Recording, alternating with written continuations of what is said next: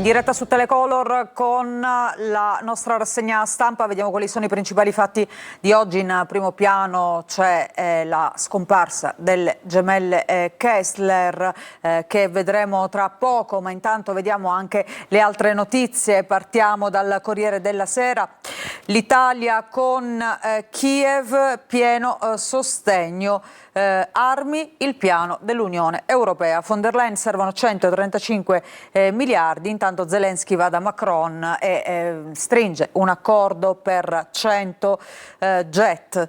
A Gaza sì alla bozza degli Stati Uniti. E poi c'è anche il maltempo. In primo piano il maltempo che sta flagellando soprattutto il nord Italia, frana sulle case nel Goriziano, travolto mentre aiuta una donna, morta anche l'anziana, danni in Liguria e Toscana.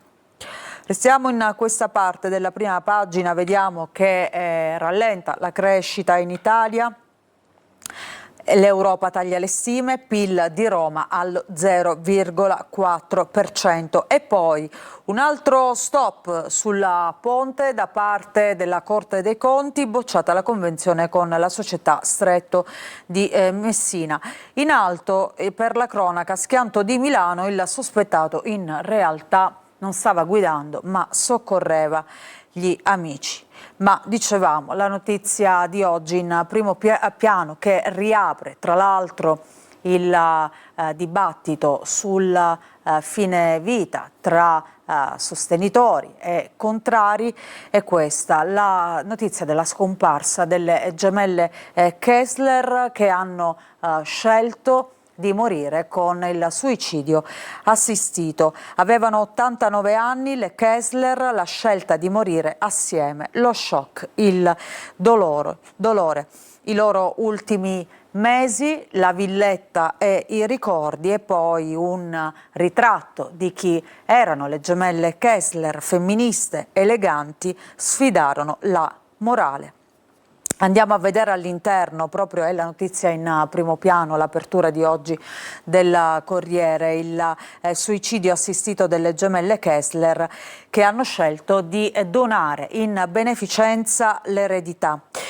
La scelta di morire assieme nella casa in Baviera e poi il mistero di questa data, perché hanno scelto proprio il 17 novembre, probabilmente poi tanti interrogativi verranno svelati nel corso di questi giorni. Intanto cosa prevede la legge tedesca? Loro appunto hanno scelto di morire con il suicidio assistito. Ufficiosamente la motivazione era che nessuna delle due voleva vedere l'altra morire prima, quindi per questo sono ricorse proprio all'eutanasia. Il sì della Corte in Germania, ma manca ancora una vera norma. La scelta di morire in Germania è consentita in base a una sentenza della Corte Costituzionale del 2020, intervenuta sulla materia stabilendo criteri generali. Ogni individuo, ha deciso la magistratura, può autodeterminarsi nella scelta di porre fine alla propria vita e chiedere aiuto per farlo, a patto che la decisione sia autonoma e responsabile. E questo è quello che hanno scelto appunto le Kessler che intanto vediamo vivevano in una villetta a Monaco. Circolano voci sulla depressione, in realtà non si parla di malattia, pare che nessuna delle due fosse malata, ma fossero affette da depressione. E poi gli ultimi giorni di due donne in una, gli alloggi dove abitavano erano collegati e poi i ricordi e le abitudini. Alice ed Ellen Kessler, gemelle nate in Sassonia nel 1936, sono state un popolare duo musicale che cantava e danzava. Attive dal 1952, hanno avuto molto successo in Italia negli anni 60 per ritirarsi gradualmente dalla fine degli anni 80. Ieri appunto la decisione di togliersi la vita assieme in casa a 89 anni. Abbiamo visto cosa prevede la legge tedesca, appunto la loro patria, la loro terra di origine, dove si erano ritirate dopo la carriera. Ma vediamo anche le regole negli altri stati, quindi dicevamo la morte di queste due icone che riapre un dibattito sempre aperto non solo in Italia ma anche nel resto d'Europa. In Francia le crisi dell'esecutivo ritardano la bozza. Ora il voto al Senato, questo per quanto riguarda appunto il fine vita. Nel Regno Unito si discute un testo, ma i Lord resistono. In Spagna il governo Sánchez permette l'eutanasia, si può obiettare.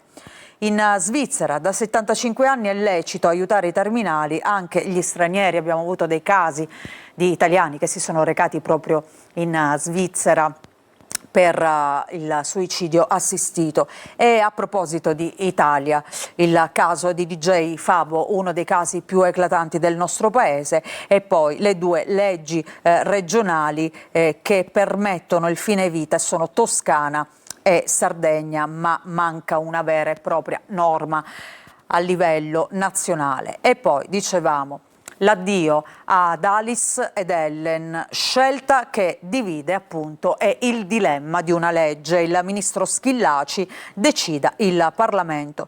E poi ci sono le reazioni dei volti noti dello spettacolo che hanno conosciuto, che hanno lavorato con le gemelle Kessler. Malgioglio che rispetto a questa loro scelta dice non mi sento di giudicarle, mentre Iva Zanicchi difende la vita, dice la vita è sacra. E poi ancora vediamo le parole di Carlo Conti: ricordo la grande professionalità, volevano sempre sapere tutto prima, provarono 1000 volte. Ancora Rita Pavone: non mi stupisce che siano morte assieme, sono rattristata, una parte della mia vita è legata a loro. C'è anche Johnny Dorelli che ricorda le gemelle Kessler: mi resta un bellissimo ricordo di quegli anni, tra noi c'era grande amicizia, stima e affetto. E poi vediamo anche le parole di Mara Venier: le avevo chiamate di recente e mi avevano detto che una delle due però non stava bene. Naturalmente arriva la critica dell'associazione Provita: dopo i tanti successi la loro esistenza non doveva finire così. E chi erano le Kessler? Le gambe da 1,5 metri che cambiarono la nostra televisione. Le vediamo qui appunto giovani, mentre partecipavano alle trasmissioni di successo degli anni, di quegli anni. In Rai erano libere, sexy e provocanti. La Rai corse subito ai ripari, velandole con rassicuranti calze nere, 100 denari, perché il loro punto di forza erano appunto queste lunghissime gambe che venivano mostrate in anni in cui comunque la televisione sicuramente era molto più castigata rispetto ad oggi. Diciamo, loro le esibivano con queste calze pesanti, ma il miracolo tedesco, come vennero presto chiamate, si era ormai definitivamente compiuto.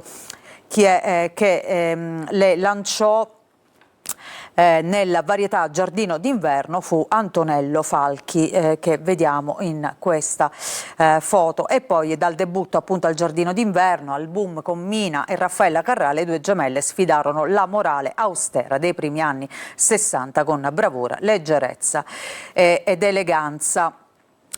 Cambiamo argomento, abbiamo parlato tanto appunto delle Kessler, ma vedremo che appunto anche nelle prime pagine degli altri giornali si parla oggi tanto di questo. Invece parliamo di maltempo, frane ed esondazioni, 2 morti e un ferito nel Goriziano, gente in fuga sui tetti. In Friuli 300 sfollati, nubifragi anche in Versilia. Vediamo alcune immagini di quello che è successo nelle ultime ore nel nord Italia. Parla anche una chef stellata, Antonia Klugman, che è stata colpita da quest'ondata di maltempo. Il suo ristorante è finito sott'acqua, così si butta via la fatica di una vita. Vediamo appunto i locali del suo ristorante stellato che è stato travolto dall'acqua. Il resto del Carlino apre oggi con proprio il maltempo, bomba d'acqua sul Friuli, frane, 2 morti e sfollati. E poi vediamo nel taglio alto una consigliera di Fratelli d'Italia di Ancona che ha rilasciato una dichiarazione che ha fatto discutere. Voi li chiamate femminicidi, ma sono omicidi come altri. Ogni tanto, insomma, ci sono queste boutade così, queste sparate che poi servono forse più per ottenere l'attenzione mediatica. Il sindaco azzurro però la sconfessa, quindi insomma il problema è come definire un uomo che uccide una donna, non femminicidio ma un omicidio come gli altri. Questo è il pensiero di questa consigliera. Vediamo nel taglio basso.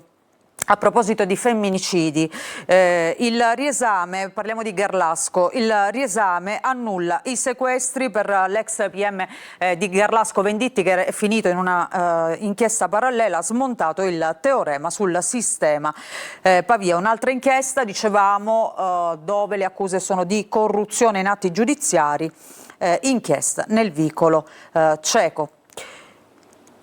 Andiamo alla stampa di oggi. L'Europa cresce, l'Italia rallenta. Le previsioni della Commissione europea ha tagliato il PIL nazionale nel 2025, male l'export nel 2027, saremo ultimi nell'Unione. Poi Ponte sullo Stretto, seconda bocciatura della Corte dei Conti, autonomia bufera sul blitz leghista.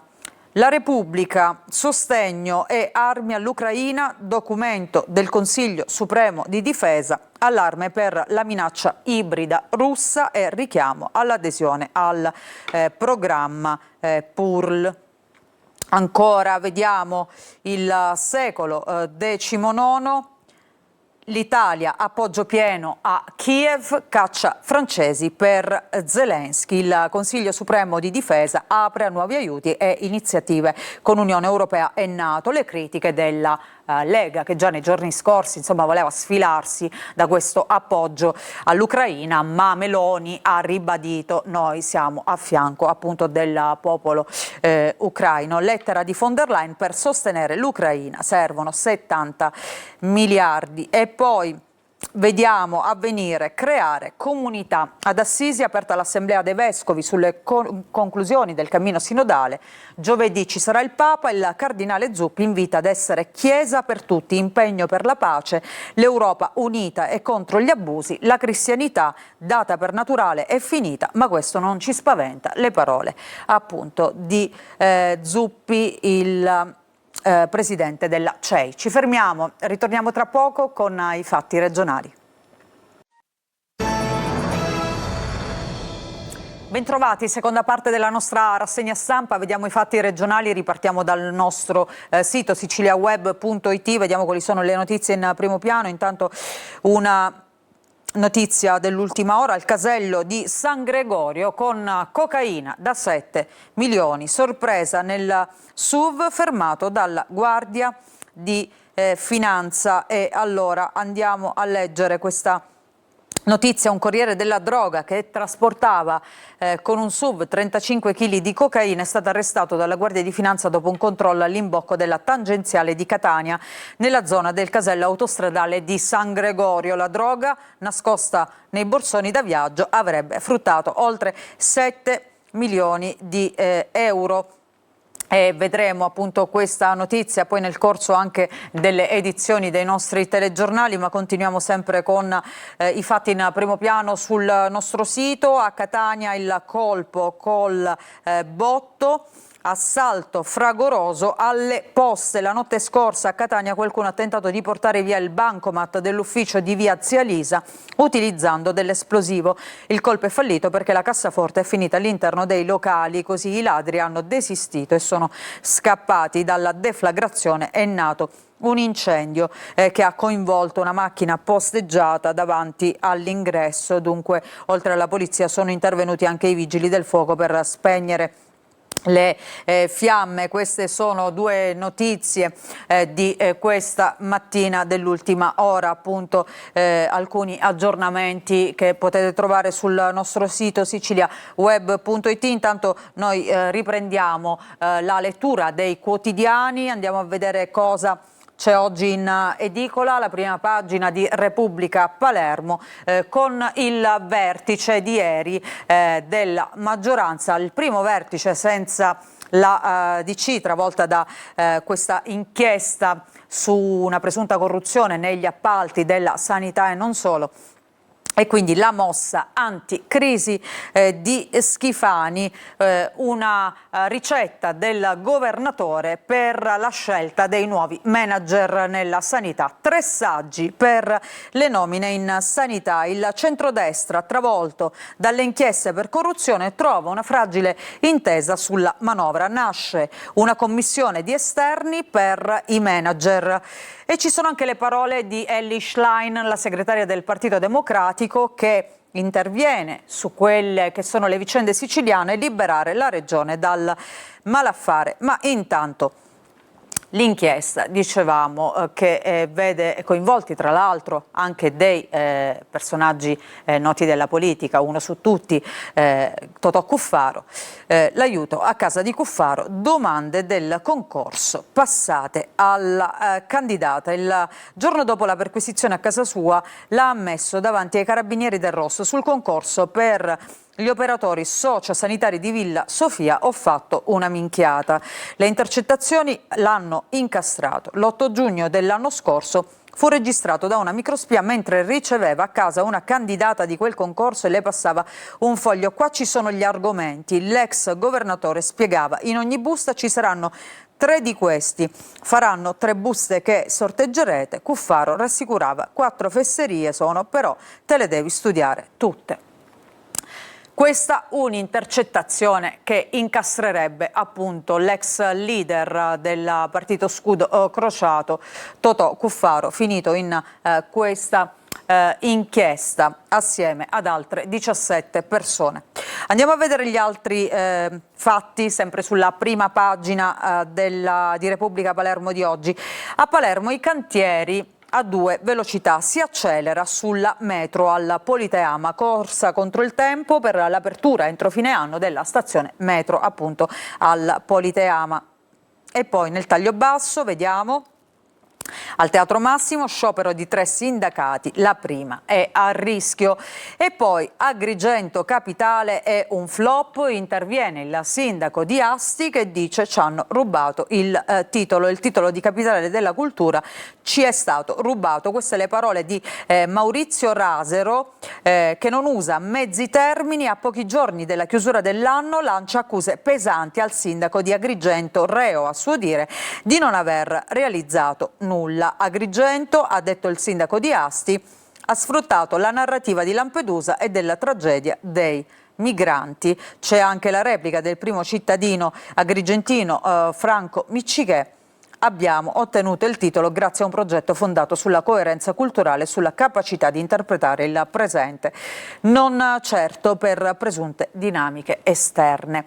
Beh, sicuramente non è stato un anno facile per Agrigento, nominata capitale della cultura, tante le polemiche che hanno accompagnato questi mesi. Andiamo a vedere all'interno intanto questa formula di Schifani proposta ieri in occasione del vertice di maggioranza, un comitato di esperti per le nomine in sanità. Schifani, do un segnale, vertice di maggioranza con il governatore, dopo gli attacchi di Fratelli d'Italia, percorso in salita per i fondi destinati a ex PIP e forestali. E poi vediamo sull'altra pagina, sullo sfondo appunto sempre questa inchiesta, appunto così Cuffaro consegnò le prove del concorso, ecco gli argomenti come abbiamo visto in prima pagina. Il caso appunto di corruzione che smuove la politica a livello nazionale, i leader che intervengono, soprattutto delle opposizioni, l'affondo di Elly Schlein, la Sicilia si liberi dal malaffare. In collegamento con un convegno a Siracusa, la segretaria del PD attacca Palazzo d'Orléans nell'isola, morti violente di giovani e sanità malata, ma il governo regionale si occupa di altro, quindi non solo sanità ma anche il tema della violenza, della sicurezza nelle città siciliane alla luce di tutti i fatti, di tutti gli episodi che abbiamo raccontato nel corso di questi mesi. Andiamo a vedere un'altra notizia di cronaca, un nuovo caso di caporalato che è stato scoperto a Ramacca nella Catanese. €1 l'ora, turni, sfibranti e animali usati per bersagli. 3 persone sono state arrestate per caporalato. A Ramacca scoperta un'azienda agricola che sfruttava i migranti. La denuncia di un cittadino marocchino. La Sicilia di oggi, vediamo. Intanto l'apertura dedicata alle Kessler, ponte, poi nuovo alt dalla Corte dei Conti, Salvini e società pronti al piano B. E poi vediamo questa foto con Fiorello che mostra la Sicilia che torna anche a Roma, nelle edicole di Roma e Milano. Fiore all'occhiello, lo showman saluta su Radio Rai 2 la nuova iniziativa del giornale. Andiamo a vedere all'interno intanto una notizia di cronaca, oltre a questo caso di caporalato in questa fattoria degli orrori, lezioni di vita uccidendo i cani. Veramente dei racconti da film horror, e poi un'ennesima morte sul lavoro avvenuta a Pozzallo, in un cantiere edile di Pozzallo nel Ragusano. Operaio muore travolto dal braccio della betoniera. La prima pagina di Catania, vediamo ministri e senatori al giuramento, folla a Palazzo per i nuovi assessori, ieri presentati i nuovi 4 assessori della Giunta Trantino, il sindaco ridistribuisce le deleghe e tiene per sé quelle del dimissionario Parisi. E poi, sempre ieri, un vertice per la ricostruzione delle ciminiere dopo il rogo, ora si devono trovare i soldi. Trantino, forse non si potrà rifare il progetto dell'architetto Leone. Vediamo anche la prima pagina di Palermo, ex provincia sia Le Mance, contributi per 400.000 euro. Il centrodestra difende lo stanziamento. E poi il centro storico, le discoteche a cielo aperto, i residenti contro la Movida, centinaia di giovani scatenati in strada nel centro storico che fanno insorgere appunto i residenti. Vediamo la Gazzetta del Sud di oggi.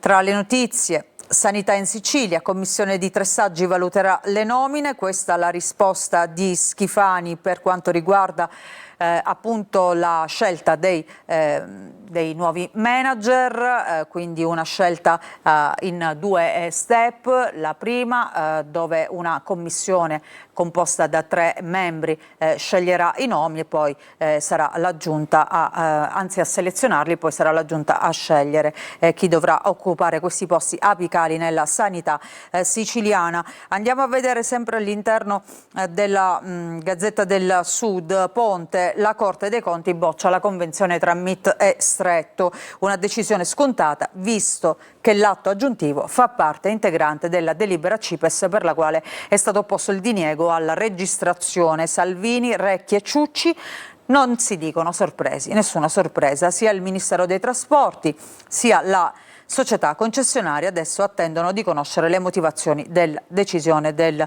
29 ottobre. E intanto il centrosinistra va ancora all'attacco, il governo si fermi, le reazioni dopo questo stop, ennesimo stop della Corte dei Conti, le reazioni della segretaria del PD Elly Schlein e del leader dei Verdi Angelo Bonelli, da sempre contro questa infrastruttura.